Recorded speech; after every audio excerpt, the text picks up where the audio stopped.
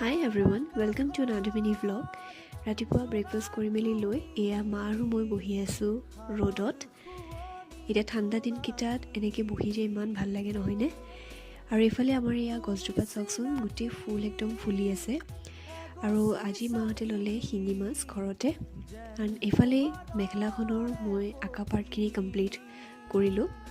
Next এতিয়া colour কাম start হ'ব।